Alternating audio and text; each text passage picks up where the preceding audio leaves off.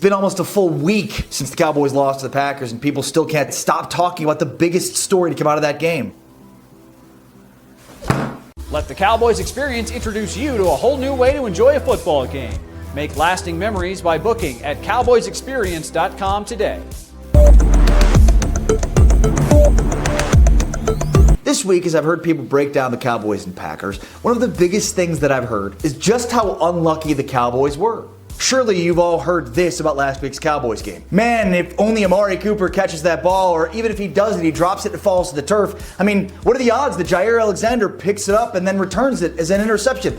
I mean, how do the officials miss such a bad, blatant hold against Michael Gallup on Dak's third interception? God, and the unsportsmanlike conduct penalty on Jason Garrett just compounded a missed call by the officials. Every game, and I mean every game, we can do this. We can play this game. We can pick and choose moments from that game and think, man, if only those little margins had been differently, if only they had gone a different way, the outcome of the game would have been vastly different.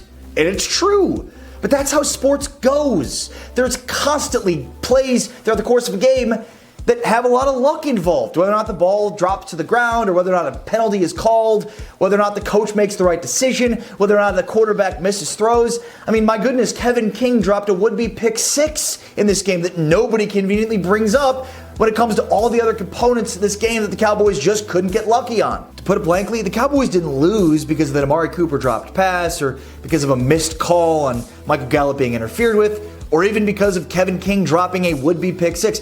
The Cowboys lost this game because they came up with 0 points over the course of their first 4 possessions. 2 interceptions and 2 sacks taken by Dak Prescott. 0 points. Now you can chalk up the interceptions and the sacks to whatever you want, but at the end of the day, all of this is on the shoulders of Dak Prescott, the quarterback. Fair or not, that's how football goes. Your quarterback has to deliver. And when they don't, they're criticized for it, right or wrong. The Cowboys are asking Dak Prescott to do something that he's really never done before throughout the course of his career. Be a high-volume passer. Can Dak Prescott be a high-volume passer and be successful? I believe he can. The Cowboys are starting to figure out ways in which they're being defended. The thing is, they may lose some of these games early on in the season, and that might be, to some people, an indictment of the type of team that they have because they can't beat good teams. But that's not an indicator of the future for this football team, right? What they're doing now is figuring out how teams are trying to defend them.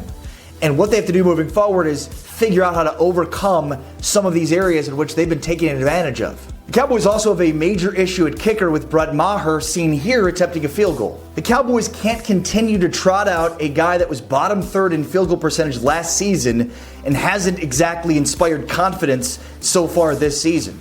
Bring in other kickers to try out. Make no mistake about it. If you have an inconsistent and bad kicker, it will haunt you in the biggest moments of your season.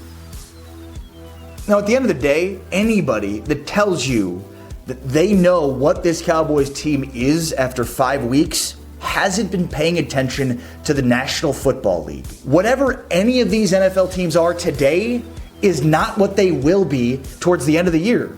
Except for the Redskins, they'll still be trash. The Cowboys have shown tremendous upside, even more upside than a team that won a division title last year and made it to the divisional round of the playoffs. But that upside starts and most likely ends with the Cowboys' ability to now rattle off 2 consecutive victories against the Jets and on Sunday Night Football at home against the Eagles next week before their bye.